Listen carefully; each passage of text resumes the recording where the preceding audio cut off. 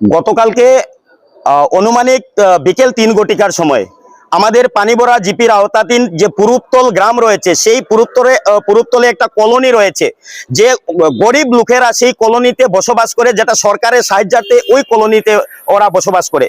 এখানকার একটা 4 বছরের কালিন্দ্রি সম্প্রদায়ের একটা 4 বছরের শিশু কন্যা, আর তাকে একটা রুকনি নিবাসী যার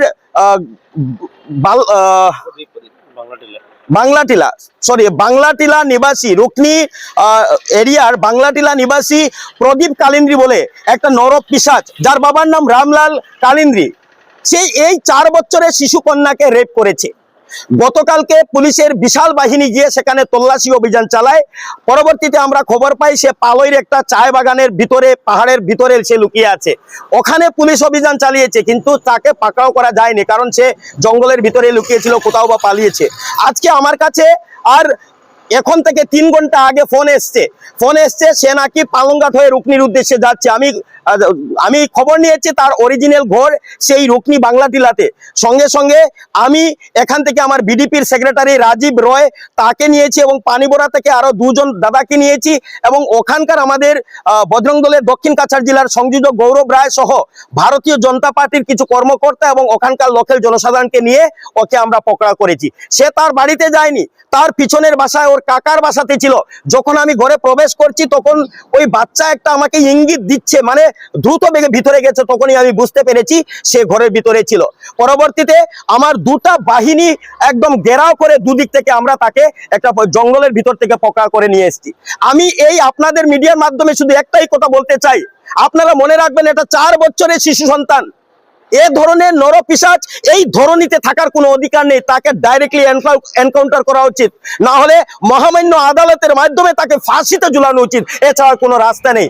আমি আপনাদের মিডিয়ার মাধ্যমে কাছাড়ের সিনিয়র পুলিশ সুপার, ওনার বলিষ্ঠ নেতৃত্ব দেখেছি, ওনার বলিষ্ঠ নেতৃত্বে সমস্ত থানাতে বলিষ্ঠ কাজ চলছে। আমি ওনার কাছে আবেদন করব যাতে এমন একটা রিপোর্ট তৈরি করেন যাতে এই কলঙ্কিত নরপিশাচকে যাতে কোনোভাবে ছাড় দেওয়া না হয় এবং তাকে ফাঁসিতে ঝুলানো হয়, এটাই আবেদন আপনাদের মিডিয়ার ভাইদের কাছে। মূল ঘটনাটা কি হয়েছিল?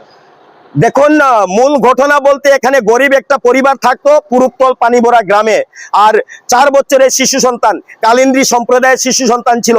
এবং এই যে রুকনি নিবাসী বাংলাটিলার যে প্রদীপ কালিন্দ্রি বলে যে ছেলে, রামলাল কালিন্দ্রির আর কুলাঙ্গার পুত্র, সে ওই পুরুত্তলে সে বসবাস করত। সে ওই বাচ্চাটার সাথে মিলামেশা করে, বাচ্চাটা ওকে কাকু বলে ডেকেছে, কিন্তু সে ওই বাচ্চাটিকে 4 বছরের শিশু সন্তানকে ছাড়েনি, সে রেপ করেছে। অত্যন্ত দুঃখের বিষয়, গতকালকে বিশাল পুলিশ বাহিনী গেছে, আমিও সাথে ছিলাম, আজকে সকালে পুলিশ বাহিনী গেছে। আমি পুলিশ প্রশাসনকে ধন্যবাদ দেই, ওনারাদের টনকও লড়েছে। আর কাছাড়ের পুলিশ সুপার ওনার নেতৃত্বে প্রত্যেক থানার পুলিশ সজাগ হয়ে গেছে। ওনাদের বলিষ্ঠ পদক্ষেপ ছিল, কিন্তু দুঃখের বিষয় সেখানে তাকে পাওয়া যায়নি।